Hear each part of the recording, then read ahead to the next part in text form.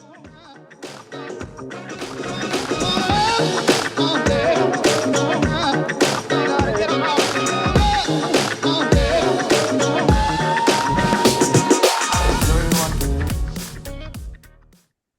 are you doing?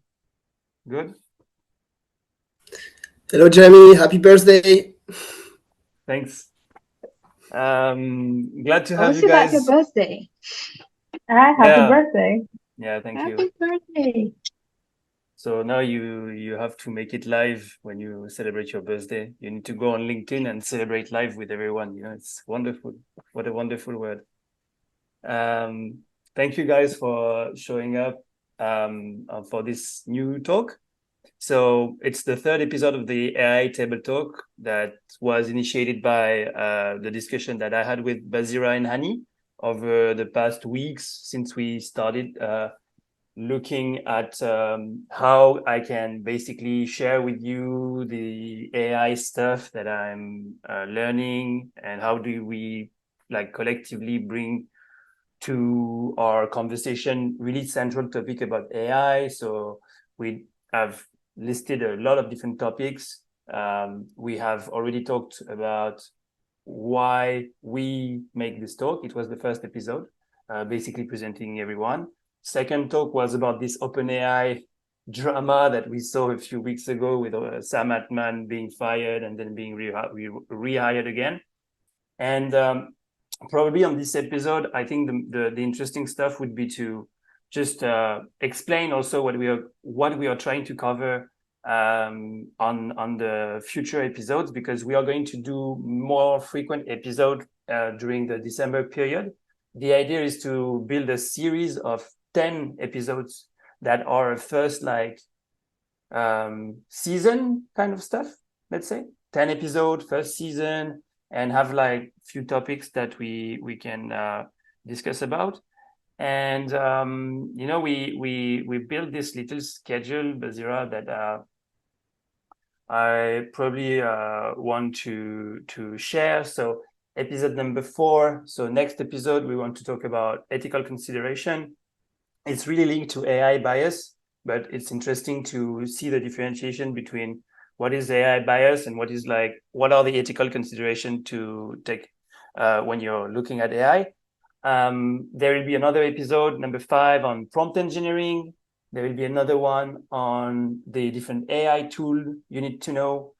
Another one about the impact of GPT on different industries, the impact on people, on different opportunities.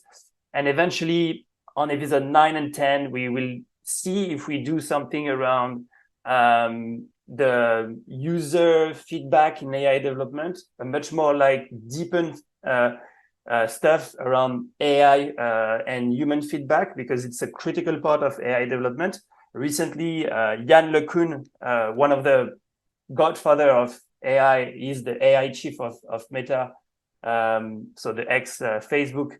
He has been talking in Paris for AI safety, and he has been making a lot of noise around his vision of AI, which should be really open and seen as a common ground for the world knowledge. So it's basically saying LLMs and AI is going to be the world's knowledge in a program. So we need to make it open, because otherwise we are missing out on the big we have a big risk that a few companies will capture the narrative around AI, and that's a big risk for future generation. So it's a good, I think, introduction to take that big statement that Yann LeCun made a few weeks ago here in Paris for this AI Safety Summit as a ground for our discussion. And this episode number 9 might be one that we want to dig into. And for the rest, the episode number 10, we will hopefully be able to share a bit more about what we are building in the back end of this kind of talks, because we are working on something that I'm starting sharing about called ABI, for artificial business intelligence. It's kind of a thought-provoking topic, because OpenAI is trying to build AGI, artificial general intelligence, and we rationally believe that it's more interesting to focus on the business application of it, because there is so many tasks in business that you can leverage using AI. So hopefully by episode 10, we'll have a wrap up around what we're trying to build and the impact of AI inside business. But we would have covered most of the key interesting topic that needs to be discussed when you're approaching AI in a very zero knowledge kind of way. That's the objective. We need to make it as accessible as possible. So is the introduction okay, Basira? It's like covering all the topics that you have spotted. So far, so good? Yes, it's very good spotted. Cool. So yeah, you follow the schedule. Yeah, so probably, Basira, do you want to give your definition of AI bias? Because there is so many definitions. Like, what is a bias? What is AI bias? How do you see that? And probably we can make around a tour of everyone here to say, like, what do you, when you think about AI bias, what does it mean to you? Yeah, of course, I can start. AI bias for me is to put in information and to get information out that is biased. It's not raw. For me, to put in something and write something and ask the ChatGPT for something, but I get information out of the AI that is not raw, is not based on just information, it's based on previous happenings. So we saw in the Amazon algorithm, in the recruitment process, it was a big saying that it was crucial and it was well known because they were trying to make their recruitment more efficient. But because of the bias, they didn't go so well for them.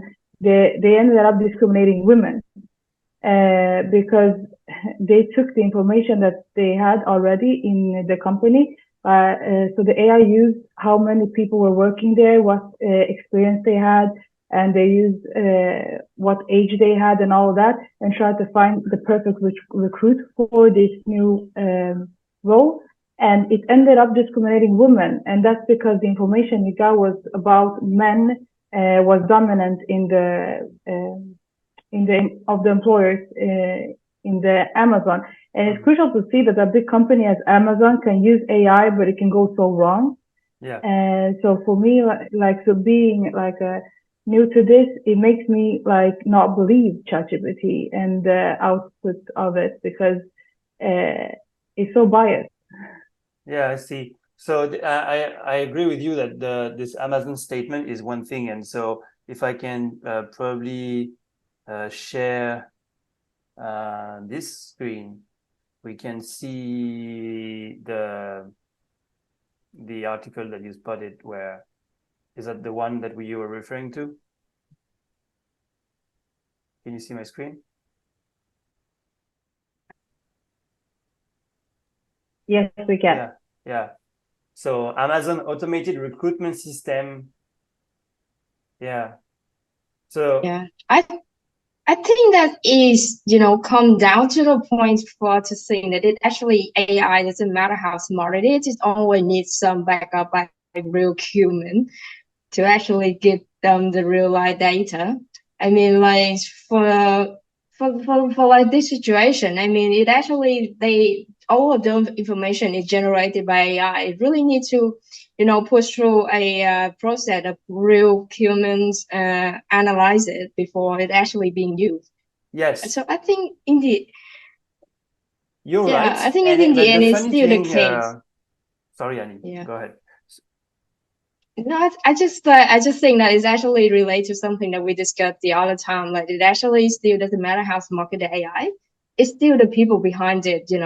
Actually, only gonna be better one step ahead of them. So it's still the human win for me.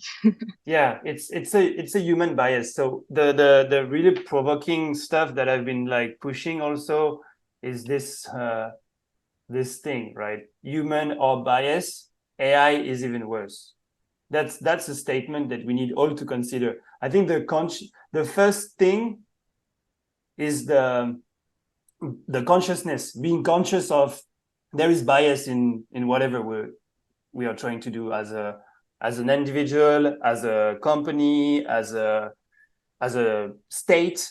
If we talk about a country, there is bias everywhere because to me, if the perception that we have about the word is only made through our knowledge. So we only see the word through our experience, through what we have been experiencing in our life.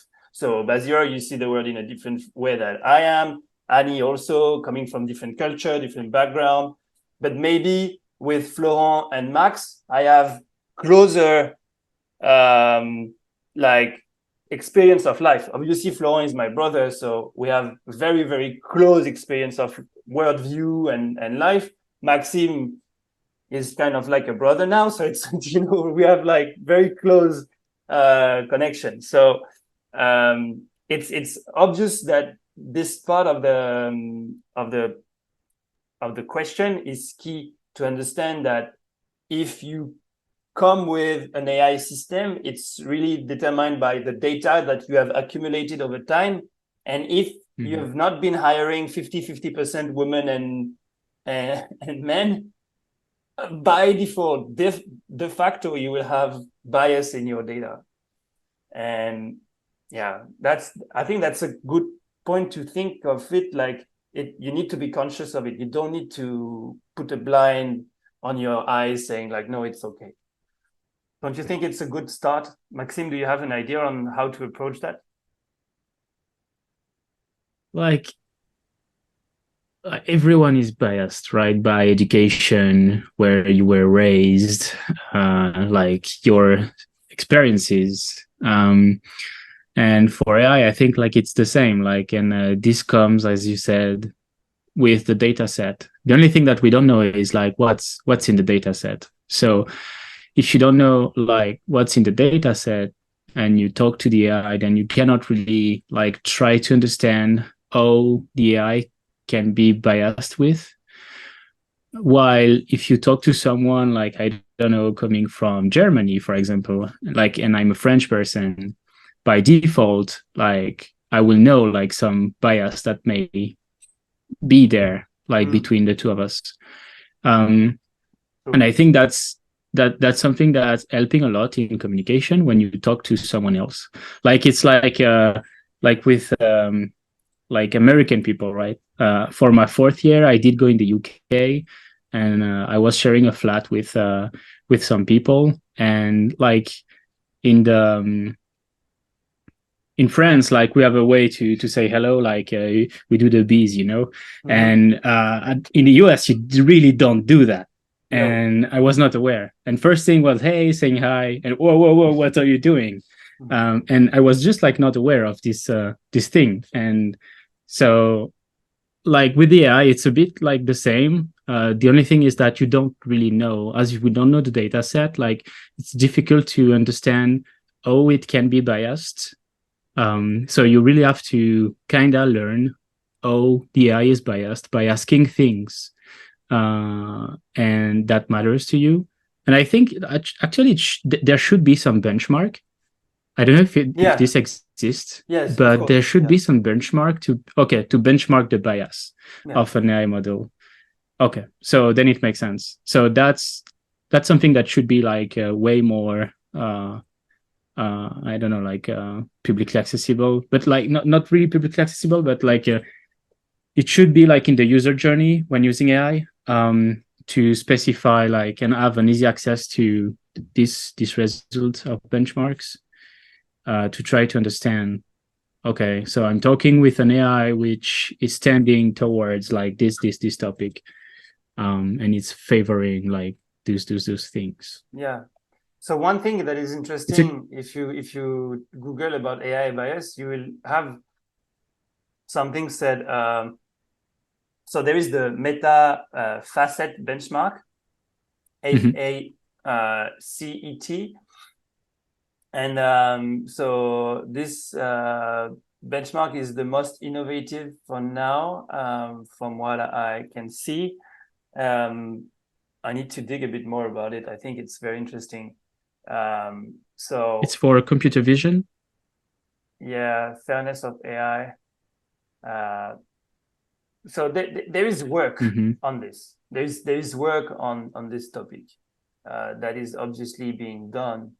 But the one thing that we are pointing out now, we pointed it out, is the two kinds of AI bias. So if you look at this, you're like, oh, two kind of AI bias. There is data bias and there is AI bias, where algorithms are trained. So what is AI, algorithmic AI bias?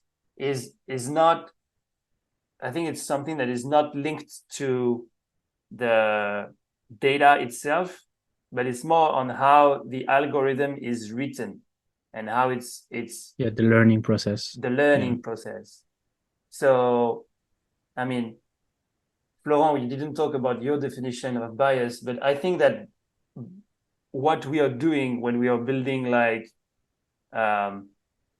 systems for workflow automation and all that stuff, this can be seen as a kind of bias also. We have a bias on how we see the algorithm, the logic to be written.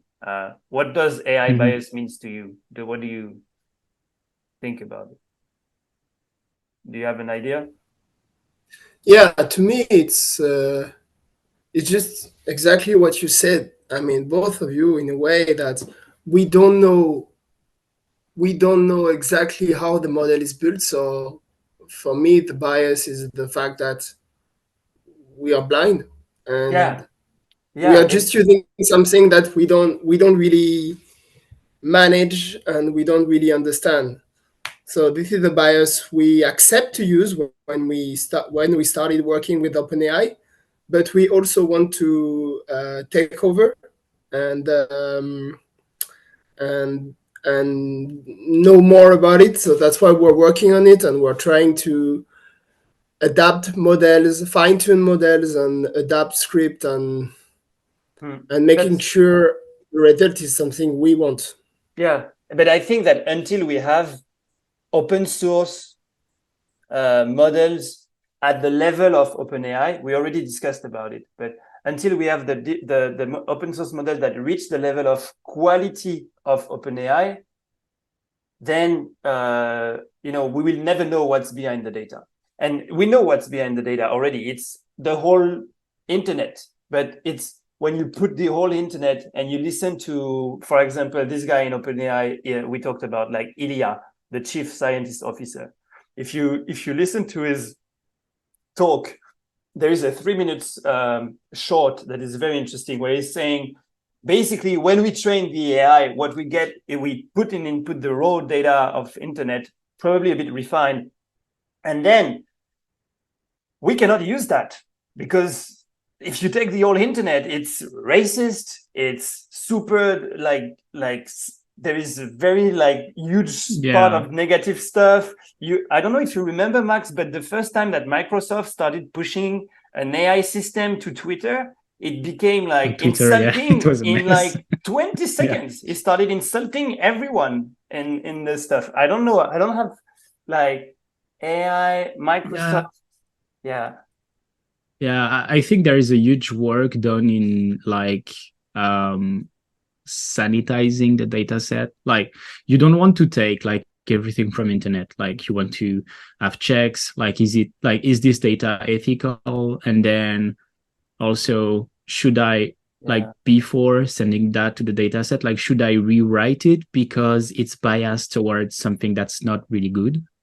So it's very like complex, because you want to extract knowledge, but you don't want to extract but also like you still want to say like what's good and what's not, and what should be good. And but like even when you do that, like this exercise of doing like saying what's good, what's not, like for someone like it's true, and from someone else it will be false. Exactly. So it's a perspective. It's a question of perspective.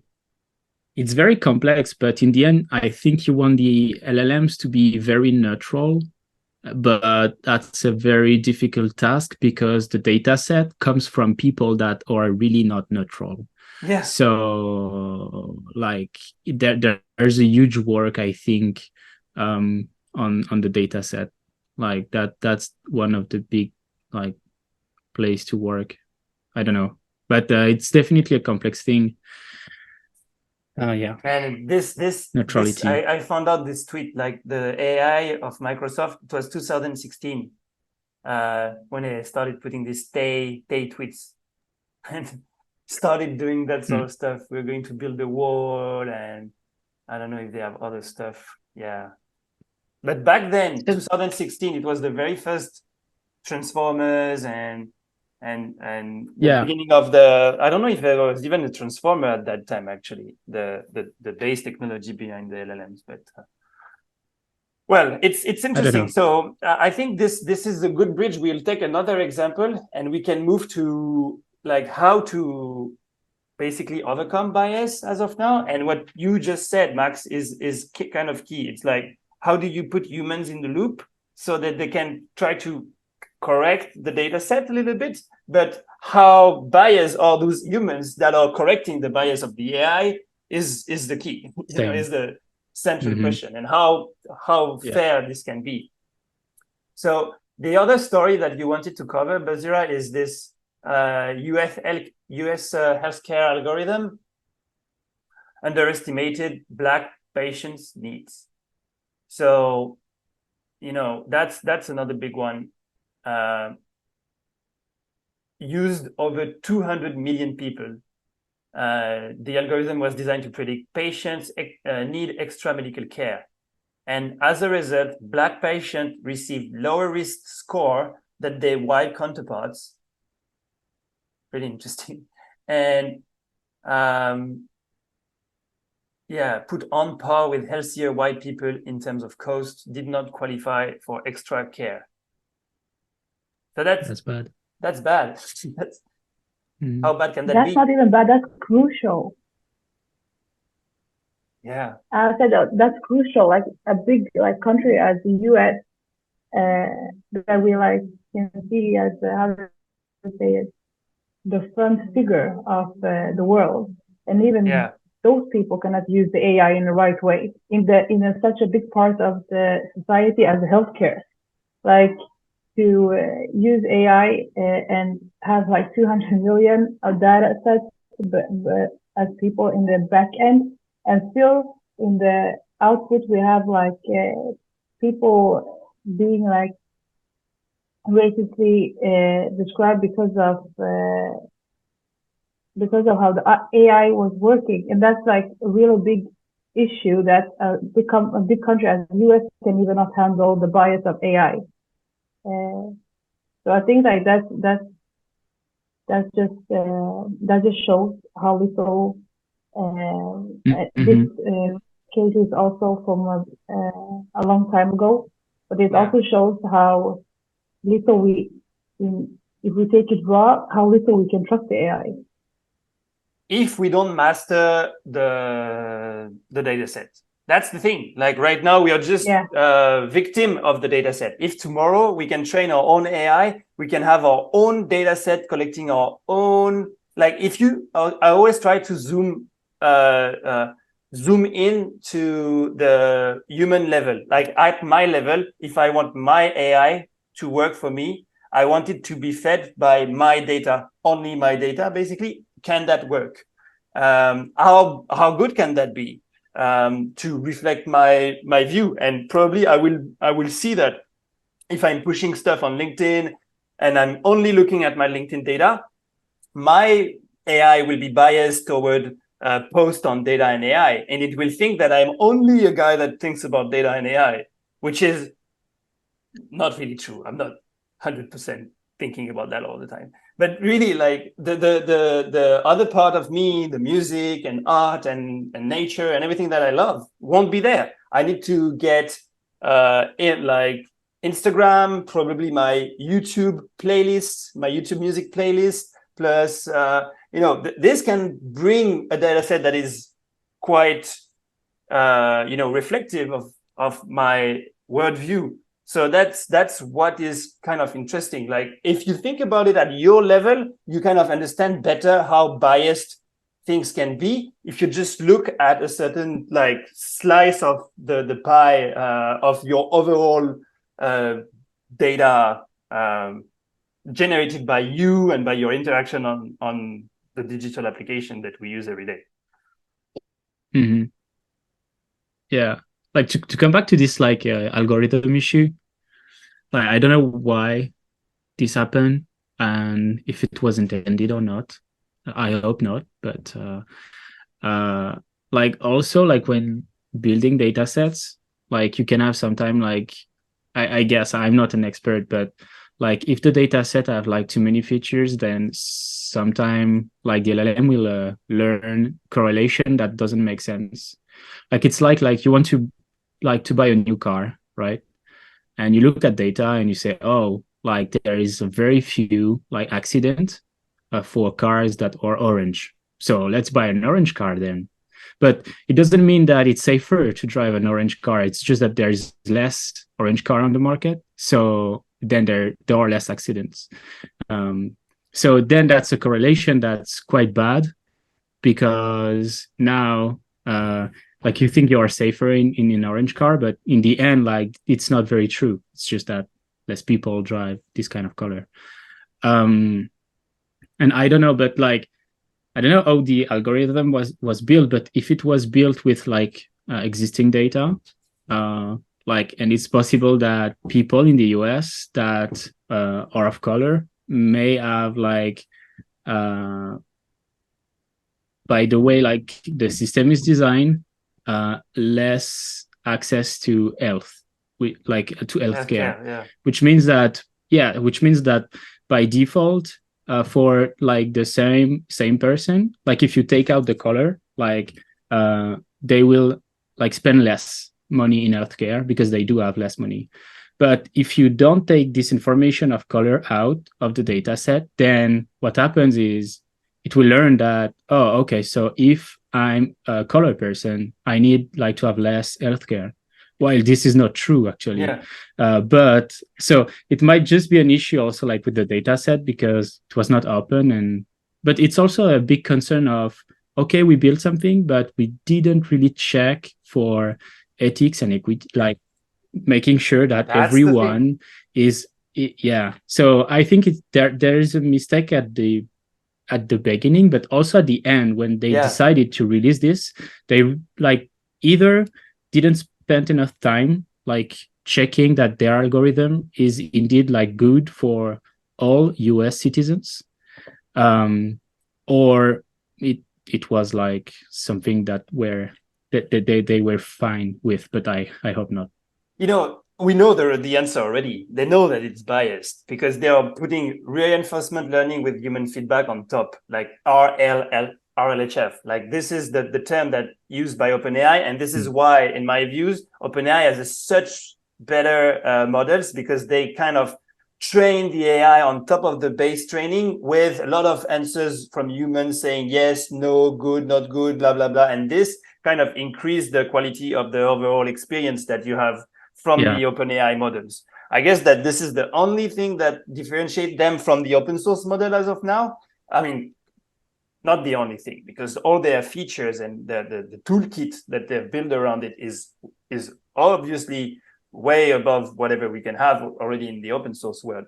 But if the open source world has the way to get those features and get this reinforcement learning, maybe 2024 will look like the models where we know where the data come from, and we know that they have the tooling and reinforcement learning with human feedback on top would be the best. And so you could take the full end-to-end like AI model and be able to rebuild the data set, rebuild the reinforcement, and get this final model where you understand everything that is behind it. So I think I'm hopeful for open source to catch up on the features that OpenAI provides. Because if they do, then the whole flow, the whole like stack would be available for analysis by everyone. Right now, we cannot like check whatever data that OpenAI has used. Mm-hmm. So I think that can work as a conclusion of this talk today, because it's already 30 minutes that we've been checking up around this topic. Anyone wants to add something else? Yeah, I just have like a final thought because I don't really know much about this particular area, but like, I was thinking the biggest question right now is still like how much we can trust AI. And I think based on that discussion, we kind of have a answer that's definitely not 100%. It's definitely like we can use AIs as the base data for our just a base information for our decision, but we absolutely should not make decisions just 100% based on it for sure.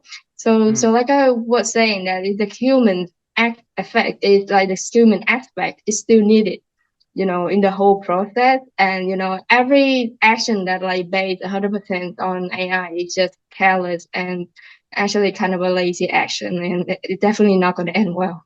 Yeah, sure. So yeah, keep humans in the loop. Thank you. Yeah, absolutely. All right. See you guys. It's been a great talk. We had a few comments. I'm not really able to read them all, but Wilson was telling about the open source data set being important. He was also commenting about this AWS and this Amazon and healthcare stuff. And Rajendra was saying, what are the alternatives to OpenAI? Any from Google or Elon? Yeah, there is Bard, there is XAI, there is competition coming in. And open source, obviously, that is catching up. So, yep, good call. Guys, it's been another good episode, and I appreciate this time that we take to discuss about those critical issues, one topic at a time. It's really cool. So, looking forward for the next episode that will probably be, I guess, tomorrow. We're going to try to do it. Yeah. Yes. Okay. And we're going to talk about how OpenAI and Stability AI enable children to smoke inside a casino when they generate an image. Okay. Okay. I will be here. Okay. See you guys. Thank you. Bye. Okay. Bye. Bye. See you. Bye. Bye, guys.